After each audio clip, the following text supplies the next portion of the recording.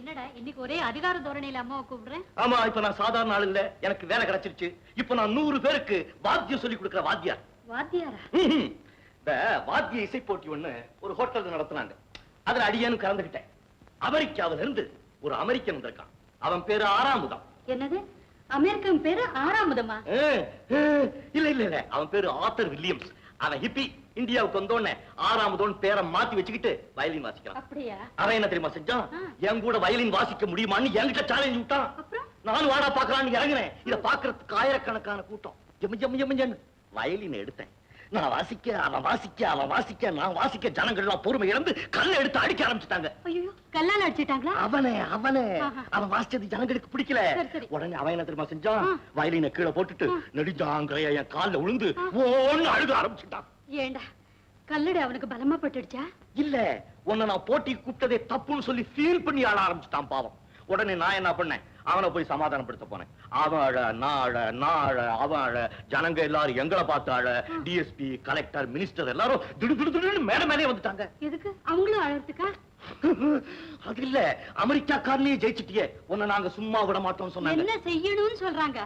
உடனே நீ ஒரு சங்கீத பள்ளி ஆரம்பிக்கணும். அந்த பள்ளிக்கூடத்துல தான் எங்க பிள்ளைகளை எல்லாம் நாங்க சேர்த்து படிக்க வைப்போம்னு சொல்லி ஓட ஆரம்பிச்சுட்டாங்களா? அவங்க ஏன் அழறாங்க? என்ன பிடிவாதம் பண்ணாங்க. நம்ம வசந்தி தினசரி அக்காவை ஏமாத்தி எப்படியோ ஒரு ஊசியை போட்டுட்டு வந்துருது.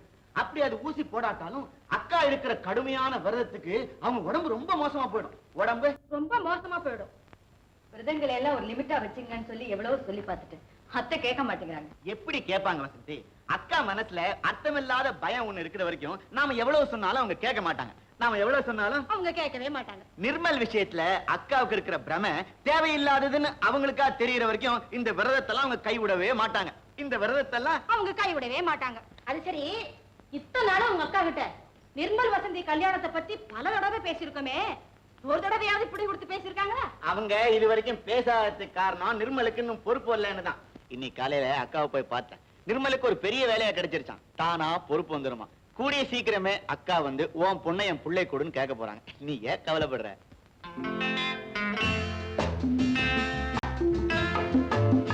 வசந்தி, நீயோ எம்பிபிஎஸ், உனக்கு வர்ற மாப்பிள்ளை என்ன? ஐஏஎஸ்ஆ ஐஎஃப்எஸ்ஆ? ரெண்டும் இல்ல, ஆர்டிஸ்ட். ஆர்டிஸ்டா? ஐயே, ஏண்டி அவ்வளவு கேவலமா கேக்குற? வசந்தி, எந்த ஒழுங்கும் பண்பும் இல்லாம வாழ்க்கை நடத்துறவங்க தான் இந்த ஆர்டிஸ்ட். பானு, எங்க நிர்மல் அப்படிப்பட்டவர் இல்ல.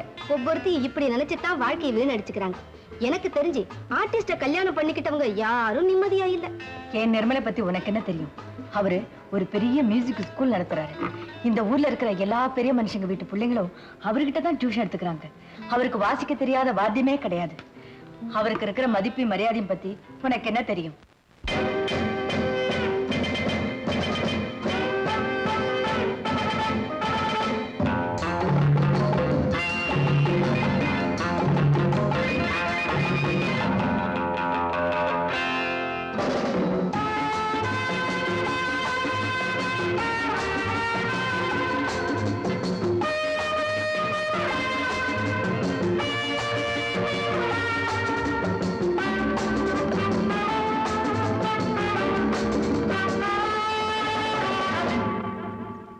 Love is fine, darling, when you're mine. No sun, no shine like summer rain. Love is fine, darling, when you're mine. No sun, no shine like summer rain. Without you, dear, life is pain. With you, my darling, all is fine. It's always green as a dream, sweet as cream, oh my queen.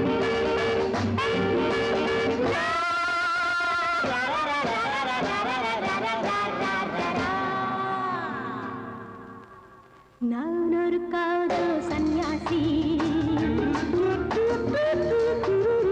நானொரு மேடை என்றாசி, செல்லும் உல்லாசி, யாருக்கு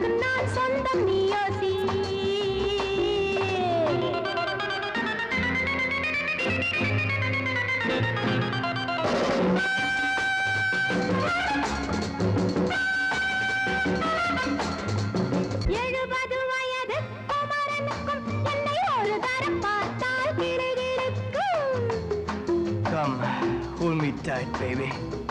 I feel so light. My eyes are turning bright. And all is right. Yeah! 70 வயது குமரனுக்கும் என்னை ஒரு தரம் பார்த்தால் கிடுகிடுக்கும். 20 வயது கிழவனுக்கு என்றும் என் மனம் இங்கே இடம் கொடுக்கும். ஆனால் இதுவரை ஆண்களை தொட்டதில்லை, பிள்ளை 2க்கும் மேல் நான் பெற்றதில்லை. நான் ஒரு காதல் சன்னியாசி, நான் ஒரு மேடை என்றாசி. Well, folks, times are changing. And so are fashions. Sleeveless blouses? What next? Blouseless sleeves, huh?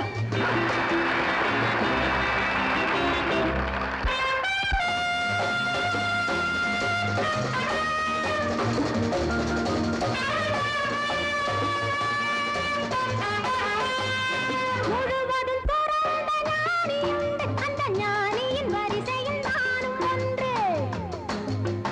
Life is funny, so full and sunny. And my heart goes steady. Woo, woo!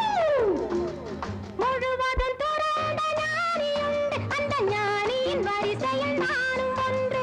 பாசமும் பந்தமும் துறவிக்கில்லை, எந்த வேதமும் என் போல் அழகிக்கில்லை.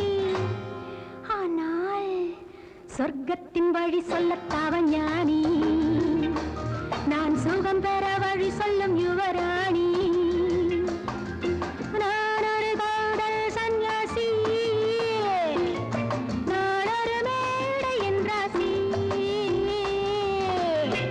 It's always green as a dream, sweet as cream, oh my queen.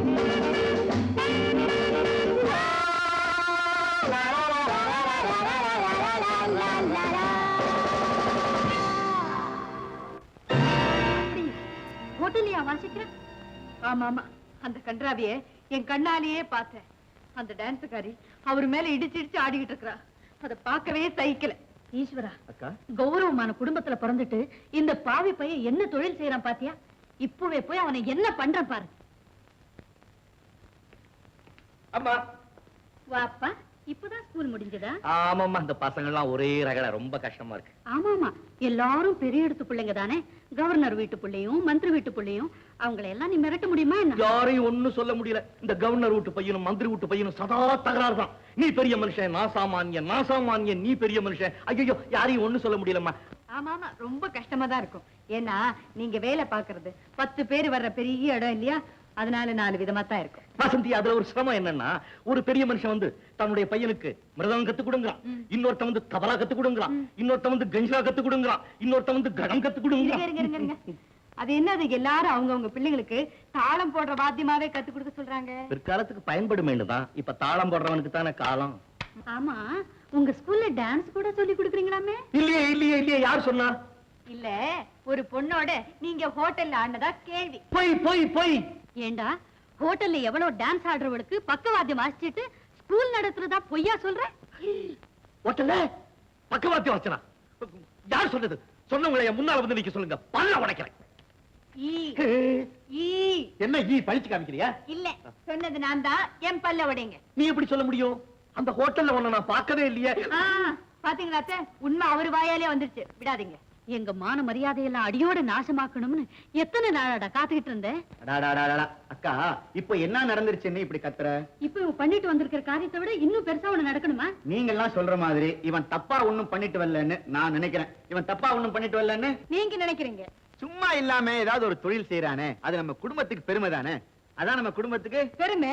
Correct மாமா, இது உங்களுக்கு தெரியுது, மத்தவங்களுக்கு தெரியலையே. எந்த தொழிலையும் செய்யலாம், ஆனா செய்யற தொழில்ல ஒழுக்கமும் நேர்மையும் இருக்கணும். அது ரெண்டும் நம்ம நிர்மல் கிட்ட இருக்கு. அது ரெண்டும் நம்ம நிர்மல் கிட்ட இருக்கு. அப்பா, இவர் ஒரு பெரிய இசைமேதையா வரணும்னு நான் ஆசைப்படுறேன்.